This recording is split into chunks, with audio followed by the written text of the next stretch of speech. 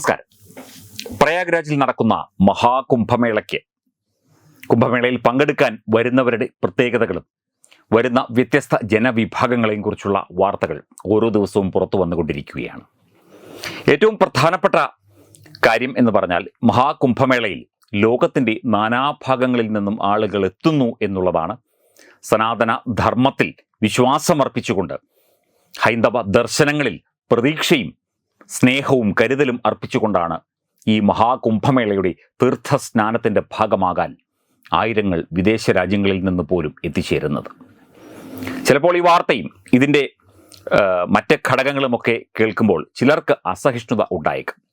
വേറൊന്നുമല്ല, 10 വിവിധ രാജ്യങ്ങളിൽ നിന്ന്, വ്യത്യസ്ത രാജ്യങ്ങളിൽ നിന്നുള്ള ആ രാജ്യമയച്ച പ്രതിനിധികൾ 21 പേർ പ്രയാഗ്രാജിൽ മഹാകുംഭമേളയ്ക്ക് മഹാസ്നാനത്തിനായി എത്തിച്ചേർന്നു. അതിൻ്റെ കഥയാണിത്. അതിൽ ഒരു വ്യക്തി അല്പം പ്രത്യേകത നിറഞ്ഞ വ്യക്തിയാണ്. അവർ വരുന്നത് അബുദാബിയിൽ നിന്നാണ്. ഒരു സ്ത്രീയാണ്. സാലി എൽ അസബ് എന്ന സോഷ്യൽ മീഡിയ ആക്ടിവിസ്റ്റും യൂട്യൂബറും അതുപോലെ തന്നെ സാമൂഹ്യ പ്രവർത്തകയും സാമൂഹ്യ പരിഷ്കർത്താവും എഴുത്തുകാരിയുമാണ്. അബുദാബി മഹാരാജാവിൻ്റെ പ്രത്യേക അനുമതിയോടുകൂടിയാണ് ഈ സംഘത്തിൻ്റെ ഭാഗമാകാൻ സാലി അൽ അസബ് എത്തിയത്. ഇവിടെ ജാതിയും മതവും തിരിച്ച്, അല്ലെങ്കിൽ ഇത് വഖഫ് ഭൂമിയാണ്, വർഗീയത പറഞ്ഞ് രാജ്യത്തിൻ്റെ അഖണ്ഡത തകർക്കാൻ പല മാധ്യമങ്ങൾ ഉൾപ്പെടെ ശ്രമിക്കുമ്പോഴാണ് ഈ സ്ത്രീ സാലി എൽ അസബ് കുംഭമേളയുടെ ഭാഗമാകാൻ ഈ പവിത്ര ഭൂമിയിലേക്ക്, പ്രയാഗ്രാജിലേക്ക് എത്തിച്ചേർന്നിരിക്കുന്നത്. ഏഷ്യ ന്യൂസ് ഇന്റർനാഷണലിന് അവർ പ്രത്യേക അഭിമുഖം നൽകി. പ്രത്യേകമായി ANI അവരുടെ വീഡിയോ പുറത്ത് വിടുകയും ചെയ്തു. തീർച്ചയായിട്ടും അവർ പറയുന്നത് ഇത്രയും വലിയ ഒരു കൂട്ടായ്മ, ഒരു സാംസ്കാരിക കൂട്ടായ്മ അവർ മുമ്പെങ്ങും കണ്ടിട്ടില്ല. ഇത്രയും കൃത്യതയോടെ നടക്കുന്ന ഒരു മഹോത്സവത്തിന് അവർ ഇതുവരെ സാക്ഷ്യം വഹിച്ചിട്ടില്ല. ലോകത്തിൻ്റെ നാനാതുറകളിൽപ്പെട്ട നാനാവിധ ജാതി മത ചിന്തകൾക്ക് ഒക്കെ അതീതമായി കൂടി ആളുകൾ ഇവിടേക്ക് ഒഴുകിയെത്തിക്കൊണ്ടിരിക്കുന്നു. ഇതൊരു മഹാത്ഭുതമാണ്. ഇതൊരു മഹാകുംഭമേള മാത്രമല്ല, ഇതൊരു മഹാ അത്ഭുതമേള കൂടിയാണ് എന്നാണ് സാലി അൽ അസബ് ANIയോട് പറഞ്ഞത്. തീർച്ചയായിട്ടും നമ്മൾ ചിന്തിക്കേണ്ടത് ആ രീതിക്കാണ്. നമുക്ക് ഭാരതത്തിന് തീർച്ചയായിട്ടും ഈ മഹാമേള ഒരു അഭിമാന സ്തംഭം തന്നെയാണ്. സമാനതകളില്ലാത്ത ഒരു മഹോത്സവം.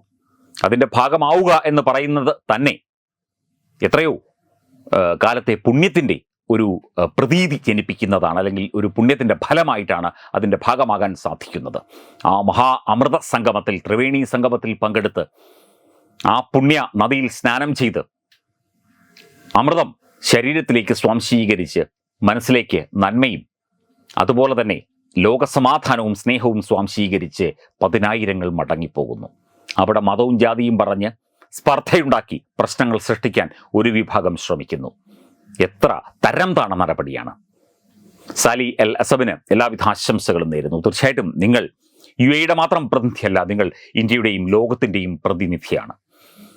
ജാതിമത ചിന്തകൾക്ക് അതീതമായി ചിന്തിക്കുന്ന എത്രയോ ആയിരങ്ങൾ സാലിയെപ്പോലെ ലോകത്തിൻ്റെ നാനാഭാഗങ്ങളിലുണ്ട്. അവരൊക്കെ തന്നെ ഈ കുംഭമേളയ്ക്കായി എത്തിച്ചേർന്നുകൊണ്ടേയിരിക്കുന്നു.